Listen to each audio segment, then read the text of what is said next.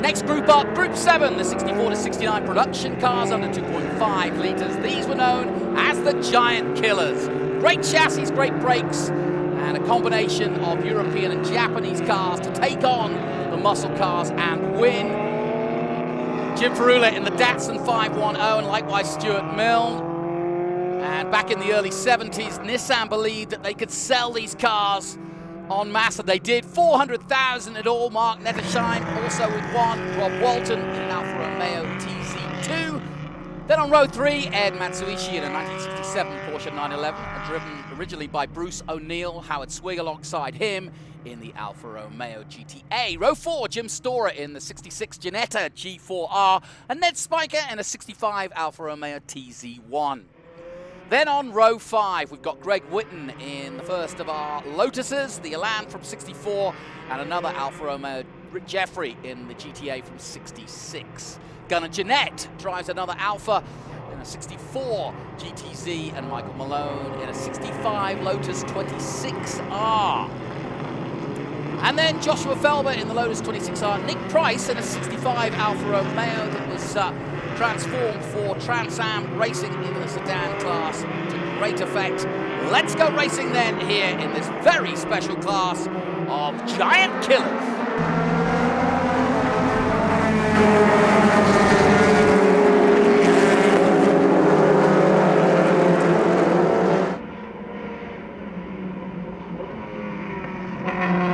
Good clean start, and once again Jim Ferrula in the 71 Datsun takes the lead. That number 52, just going through shot, that's Greg Whitten in the 1964 Lotus. The brightly painted blue color. Up to the top of the hill they go then, and already under pressure. The two Datsuns, like yesterday, are going at it into turn 4 of the right-hander. Puff of smoke there, and up comes the 45, side by side as we already started. Well, it's only 8:30 in the morning, but these guys are ready, aren't they? Great stuff. Don't need a second invitation to get a chance to race Sonoma. These guys are on it already, I love it. Down the hill they come. First overtaking possible into this next right-hander. Though I don't think the 45 of Stuart Milne is close enough. No, he's not. But he might get good drive out of here. Look how close he gets into the corner here. And now the big drive down the hill, opening up these 510 Datsuns. I think it's 1, 2, 3, and Mark Nettersheim in the 37S is just behind them in third place. And look at the gap they've already pulled away from the chasing group. Well, I said that the Japanese manufacturers back in the day came with smaller displacement, and look at this battle. This is going good. Rob Walton in the 65 Alfa Romeo, the bright orange painted Alfa Romeo, right there in 4th position and holding off Howard Swig in the number 90, but here comes Swig. In the Alfa up the inside, classic overtake at Sonoma, and makes it stick. Nicely done by the number 50, that's Gunnar Jeanette, in fact. In the number 53, Gunnar driving the 1964 Alfa Romeo GTZ. That's a lovely car. And Gunnar, one of the younger drivers here, and a professional IMSA driver in his own right, so he knows what he's doing, whether it be in a modern car or an historic car. Oh, a little bit of oversteer there by the 37 of Michael Malone. Here he is. Pretty little thing, isn't it?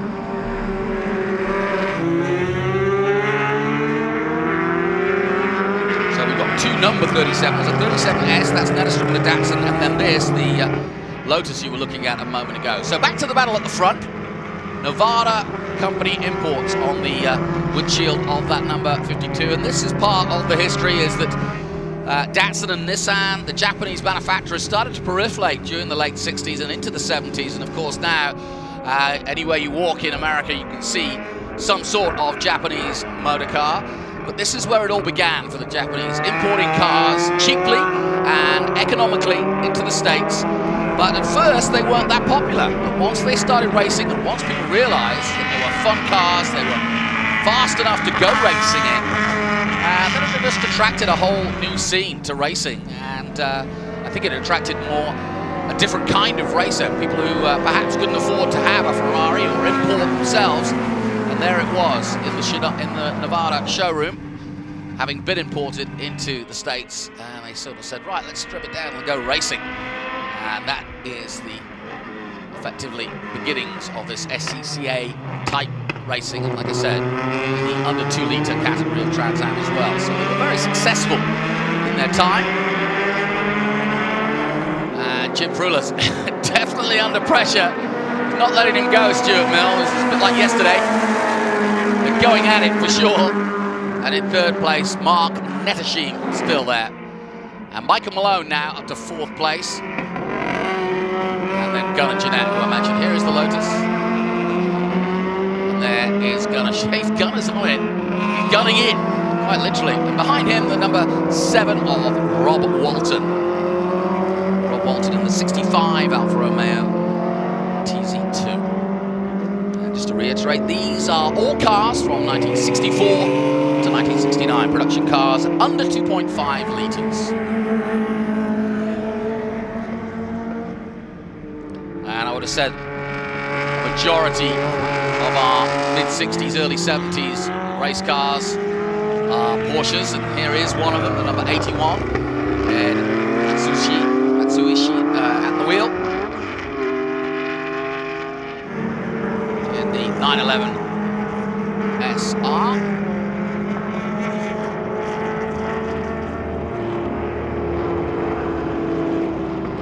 And then behind him, Jim Storer, number 63.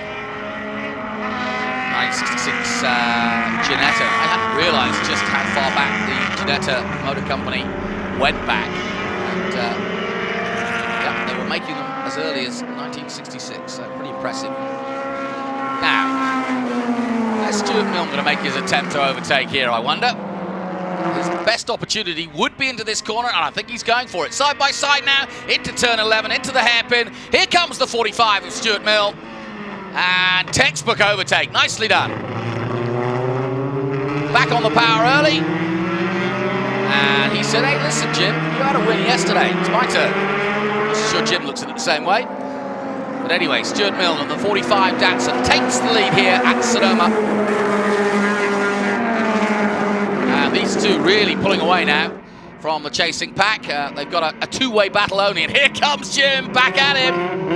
He's not giving up easily. This is what we wanted, though.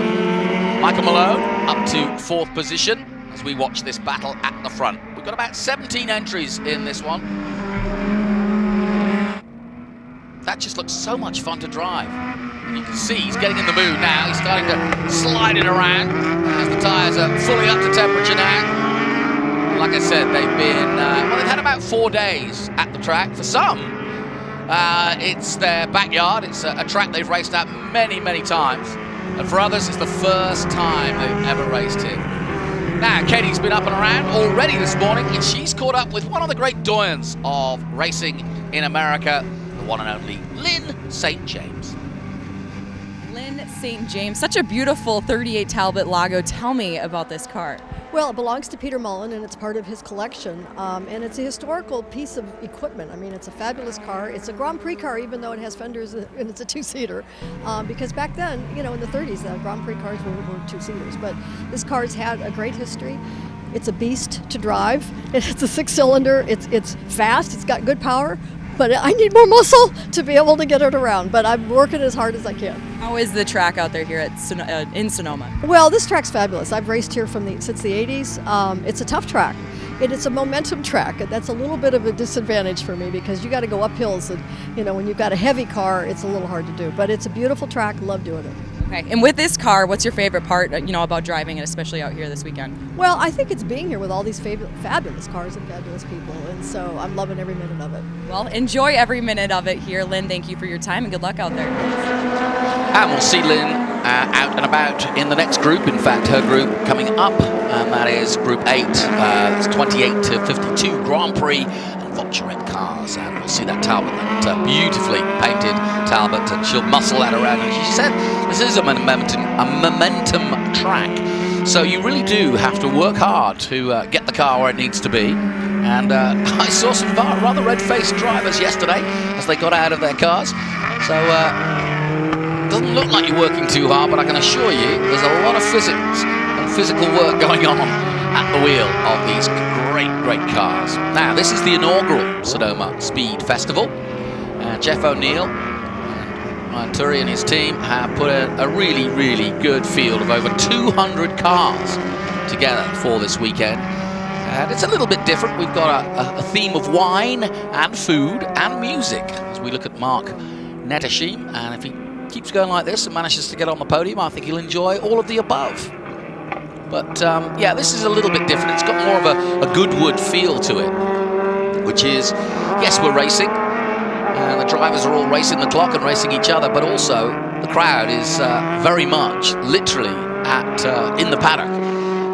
We want people to come down from the grandstands and enjoy it with us and get amongst it, as it were, and meet the drivers, meet the engineers, and meet the owners of these cars and talk a little bit about the history. And as you well know, in historic racing, it's all fraternity. A lot of these guys have raced each other for many years. Look at the 45 of Stuart Mill now, pulling away. He's got about a 1.5 second gap now as he comes out of the last corner. And now Michael Malone is doing a really good job of catching in that Lotus 26R in third position. And now I think he's going for it.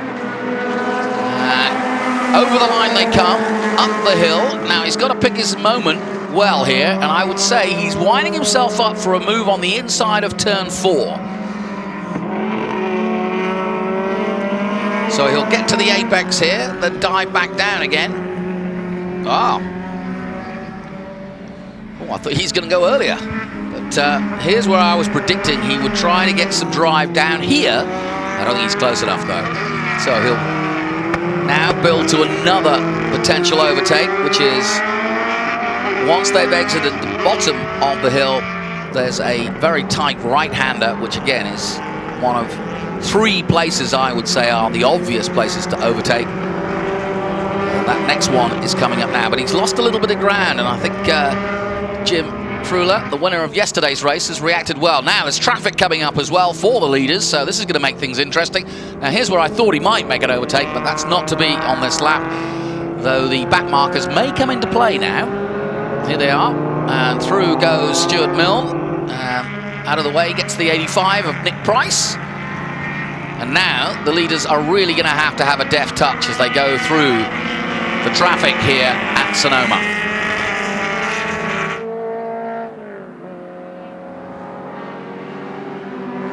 Great, we can get all 3 of our leaders in the first in the camera shot. That's great.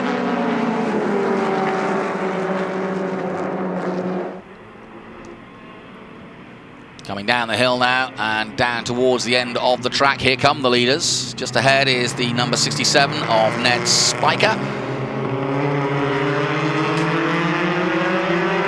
And it looks as though, once again, Michael Malone, this is where he's strong on the track, isn't it? As he comes out of this last corner here, and look at him, again, looking for a way past. And I think he knows that unless he makes his move somewhere like on that opening straight, he starts to lose the battle up the hill, basically. Good to see the marshals doing their job, getting out of the way, some of the slower cars, because this battle is going all the way with our top 3. Stuart Mill just threading his way through. Jim Ferrula in second place, the 2 Datsuns leading the way, but it's the Lotus of Michael Malone chasing them hard as they head down the hill again. And he's closer than he was before, and in fact, the leaders are now all within a car length or so, and this is as close as Malone has been.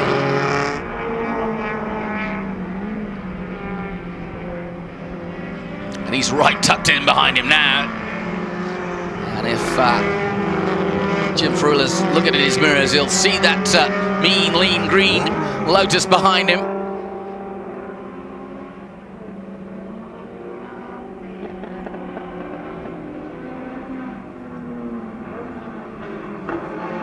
Stuart Mill took the lead early and has held on to it, and he pulled away to about 2 seconds, but as you can see, the pressure that Jim Ferrula's been under has forced him to go a little bit harder maybe, and now we've caught everybody up, and the top 3 are all together here at Sonoma Raceway. This is our first group, Group 7, and an entertaining race already, as it was yesterday.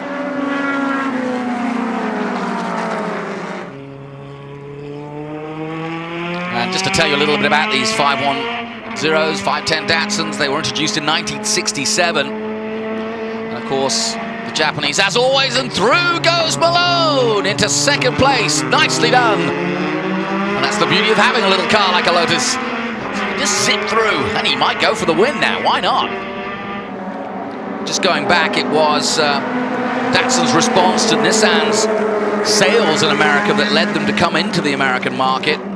The head of Datsun USA wanted the 510 to be the car that had a sporty nature, but an economic price point to allow people to feel that they could afford to buy it. Nissan, of course, with the 240Z, that's a little bit more expensive, and this particular 510 Datsun was just a little less pricey. They sold over 400,000 cars of this particular type, so it was a success, that's for sure. Now, what's this little Lotus going to do? He certainly got himself in a position to take the win here. Michael Malone, the Lotus 26R.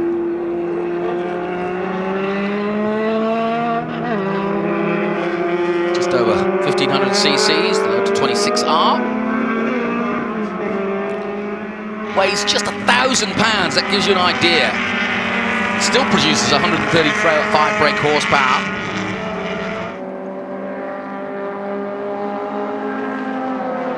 Like I said at the start, this little car was a giant killer, not just against similar displacement, but also against the Mustangs and Corvettes of the times, and even the Cobras. So it punched above its weight, so to speak, and now it's punching for the lead, and in he goes. Michael Malone takes the lead here in the closing stages, and proving our point brilliantly. And once he's got the lead, this is his really strong part of the circuit, and away he goes. Look at him go. Now, can they catch him? They're going to have to use the grunt up the hill. That's their best hope. But look at him go. He's flying. And now the two Datsuns will chase him down.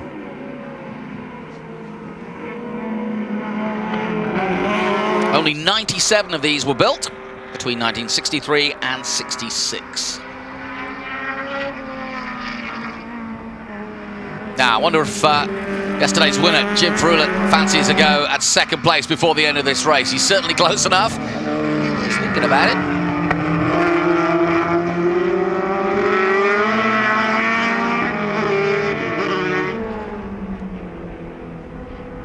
Ten groups in all this weekend, and coming up, we've got the Group 8 Grand Prix cars. Beautiful sight they'll be. And that's followed by Masters Historic Formula 1 for 3 litres, and that's a real sight too. And then we go from one Formula 1 to another, because we've got an exhibition of the 2016 Formula 1 car. And through goes Jim. He's going to go high and wide around the long way, and a good defensive driving by Stuart Mill. He says, no, you've gone too high, my friend. You're not going to take me that way around the outside. I'm not a fool, he says. But he's got plenty of time, and I think his next move will be at turn 11 on the inside, a block pass perhaps. He'll line himself up for that. But Michael Malone in the Lotus has gone. And fastest lap for Michael at 1:56.0 compared to 57.4 by the two Datsuns behind. And I don't think Jim Frulet's close enough, or this is the move I was expecting him to make, but I don't think he's going to pull it off, or is he? He tries, and he's still got that inside line. I don't know how legal that was, but he hasn't pulled it off anyway. It doesn't matter. Here comes the Lotus again.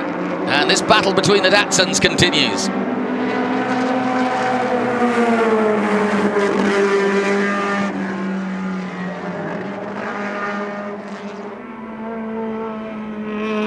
Bart Netteshim in 4th position at the moment. And Gunnar Jeanette just behind him. This is great, though. And if you are here at Sonoma, please do get around. There's so much to see. So many great cars, and there's a lot of cars that are just on display, I may add, and we'll go through some of them to pinpoint them. And of course, you can watch them prepare the Formula One car as well as the pre-war Silver Arrows.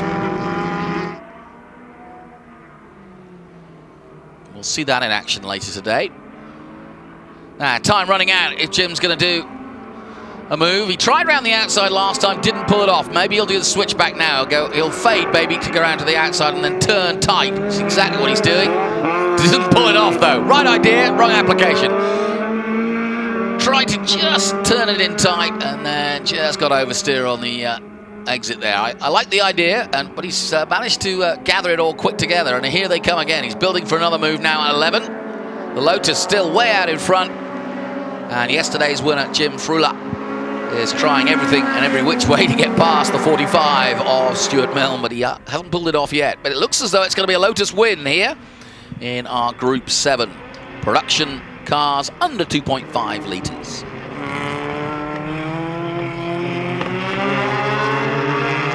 To be fair, Stuart Milne is driving very, very well and is keeping a really good watchful eye on what the man behind him is doing and foiling him at every turn, really.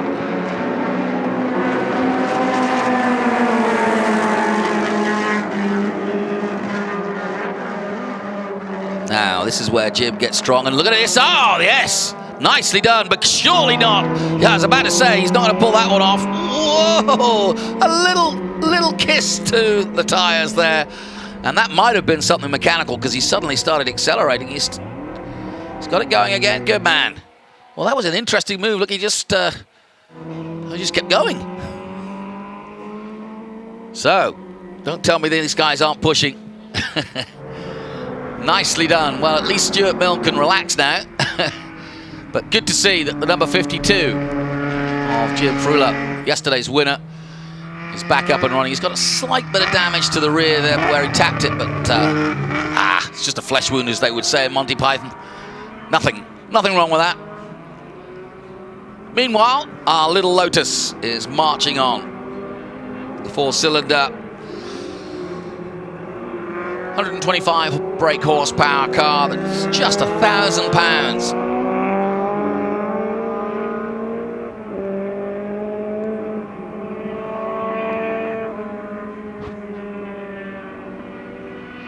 And now Stuart Milne isn't under pressure. He might be able to put the hammer down just a little bit towards the end. He was watching his mirrors most of the time for the last 3 laps. At least that's now alleviated. Amazingly, Jim Frula, that's how far ahead he was, has managed to keep his position of 3rd. So well done to him. Mark Nedeshim still in 4th position. In the other Datsun 510.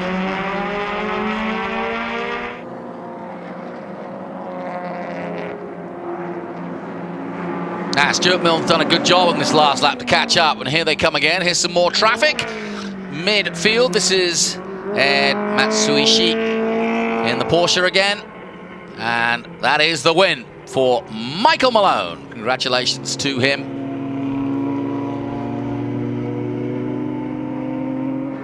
Only a small crowd here this morning, but we're expecting it to grow as the day goes on. People coming up and getting out of bed on a Sunday morning in the Bay Area of San Francisco, Sonoma, San Rafael, and some real car enthusiasts here, of course.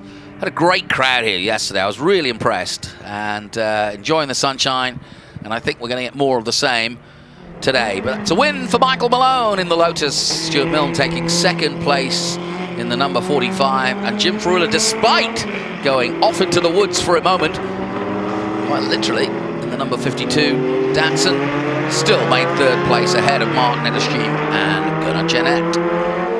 Rob Walton taking 6th place. Walton driving the 1965 Alfa Romeo. So our first group done and dusted, and well done to the little Lotus of Michael Malone.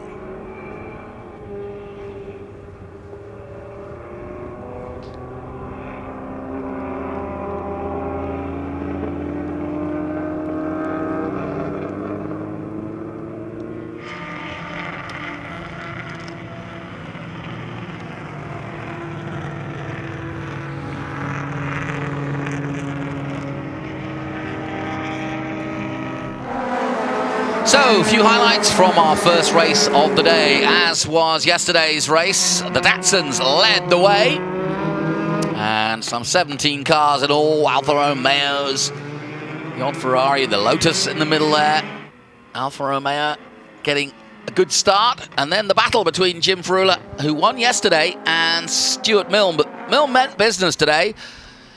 All until the Lotus showed its head and said, "Not this time, my friend."